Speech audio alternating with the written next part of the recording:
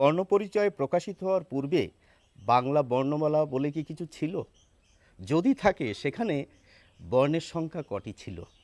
দেখুন, এটি আমাদের অনেকের প্রশ্ন। সেই প্রশ্নেরই আজ উত্তর দেওয়ার চেষ্টা করব খুব সংক্ষিপ্তভাবে। আজ ঈশ্বরচন্দ্র বিদ্যাসাগরের প্রয়াণ দিবস। এই প্রয়াণ দিবসে ঈশ্বরচন্দ্র বিদ্যাসাগরকে সম্মান জানিয়েই আমার এই আলোচনা। 1855 খ্রিস্টাব্দে বর্ণমালায় একটি বিপ্লব এসে গেল। কী বিপ্লব? ঈশ্বরচন্দ্র বিদ্যাসাগর বর্ণ পরিচয় লিখলেন। সেখানে বর্ণমালায় যে তালিকা আমরা পেলাম বর্ণের, সেখানে অনেক সংযোজন বিয়োজন হলো।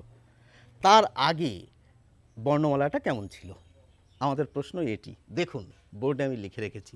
স্বরবর্ণের তালিকাটি দেখুন, ব্যঞ্জন বর্ণের তালিকাটি দেখুন। এখানে কি আলাদা ছিল? এখানে আলাদা বিশেষ কিছু ছিল। দেখুন, আলাদা আলাদা বর্ণ দিয়ে রং দিয়ে আমি চিহ্নিত করেছি। রিয়ের পরে দীর্ঘ রি নামক একটি বর্ণ ছিল, লিয়ের পরে দীর্ঘ লি নামক একটি বর্ণ ছিল, অয়ের পরে একটি শূন্য দিয়ে অং, অর্থাৎ বর্তমানে যেটিকে আমরা অনুস্বার বলি, এটি ছিল। অয়ের পরে দুটো শূন্য দিয়ে অহ, অর্থাৎ যেটিকে আমরা বিসর্গ নামে চিনি। এই ছিল স্বরবর্ণের তালিকা। আর ব্যঞ্জন বর্ণের তালিকায় নতুন কিছুই নয়, হ পর্যন্ত আমরা যেটা চিনি সেটা। শেষে ছিল একটি ক্ষীয় নামক এই যুক্ত বর্ণটি। তো আমি যে বললাম এটা ছিল, কত সাল পর্যন্ত ছিল?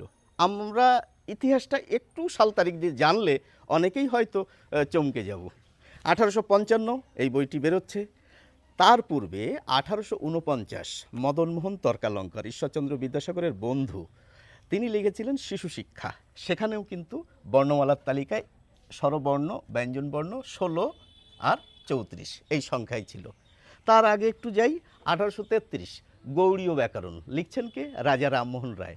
সেখানে বর্ণমালার যে তালিকা ছিল সেখানেও কিন্তু 16, 34, 50। আচ্ছা, 1801 উইলিয়াম কেরি কি লিখছেন? A grammar of Bengali language. সেখানেও একটি বর্ণমালার তালিকা ছিল। সেখানেই 16 আর 34, 50। তার পূর্বে আমরা যাব 1778 খ্রিস্টাব্দ। সেখানে হ্যালেট সাহেব লিখছেন কি?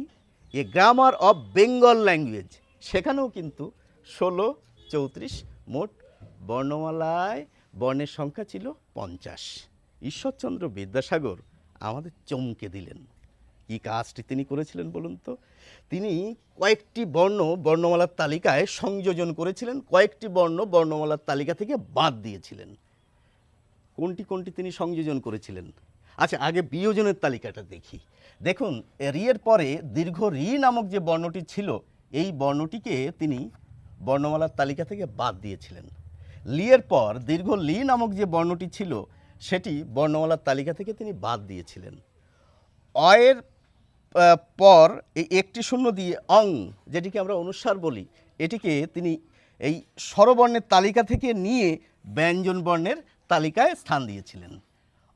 অহ, এটিকে বিসর্গ নামে তিনি ব্যঞ্জন বর্ণের তালিকায় স্থান দিয়েছিলেন। এটি স্বরবর্ণের থেকে কিছু বিয়োজন। ব্যঞ্জন বর্ণের তালিকায় তিনি কি করেছিলেন? দেখুন, ড, ঢ, এ দুটি বর্ণ তো আমাদের বর্ণমালার তালিকায় বর্তমানেও ছিল, আগেও ছিল। তিনি কি করলেন?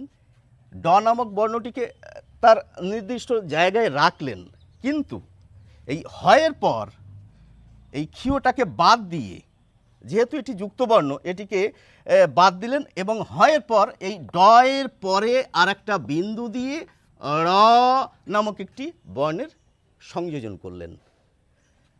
দেখুন, ঢ নামক একটি বর্ণ রয়েছে, এই ঢ নামক বর্ণের নিচে আর একটি শূন্য দিয়ে বা বিন্দু দিয়ে তিনি ঢ নামক বর্ণ বাংলা বর্ণমালার তালিকায় সংযোজন করলেন।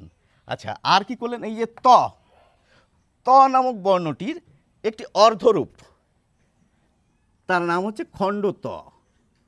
এইভাবে তিনি বর্ণমালার তালিকায় স্থান দিলেন। এই অন্তস্থ জ নামে আমরা যেটাকে চিনি, সেই অন্তস্থ জ লিখলেন। সেই অন্তস্থ জ লেখার পরে তার নিচে একটি বিন্দু দিয়ে নাম দিলেন অন্তস্থ অ। এটিকেও তিনি সংযোজন করলেন। আর কি করলেন? অং এবং অহ, এই দুটি বর্ণকে স্বরবর্ণের তালিকা থেকে নিয়ে ব্যঞ্জন বর্ণের তালিকায় নবরূপে তিনি সংযোজিত করলেন। শেষে জুড়ে দিলেন একটি চন্দ্র। কতখানি বুকের পাটা থাকলে এই কাজটি করা সম্ভব হয় বুঝতে পারছেন? এত কিছু সংযোজন বিয়োজন করার পর যে বর্ণমালাটি আমাদের সামনে এলো সেটিই কিন্তু বর্তমানে আমরা চিনি। এবার কথা হচ্ছে এখন স্কুল পাঠ্য বইতে কি আমরা এগুলি পাই? ঈশ্বরচন্দ্র বিদ্যাসাগর যেগুলি রেখেছিলেন একটু পরিবর্তন হয়েছে। বর্তমানে এই লি নামক বর্ণটিকে আর সরকারি পাঠ্যপুস্তকে দেখা যায় না। আর এই যে অন্তস্থ ব নামক বর্ণটি এটিও আর সরকারি পাঠ্যপুস্তকে দেখা যায় না। বাকি কিন্তু ঈশ্বরচন্দ্রের সংযোজিত বিয়োজিত যে বর্ণমালা আমাদের এই বইটিতে রয়েছে আমরা কিন্তু নতমস্তকে শ্রদ্ধা জানিয়ে সেটিকে বহন করে নিয়ে চলেছি। আমাদের আবেগে আমাদের ভালোবাসায় এই বর্ণ আমাদের সঙ্গে কিন্তু এখনও আমাদের স্বপ্ন দেখায়। এই বিষয়টি কেমন লাগলো অবশ্যই জানাবেন। সকলে ভালো থাকবেন।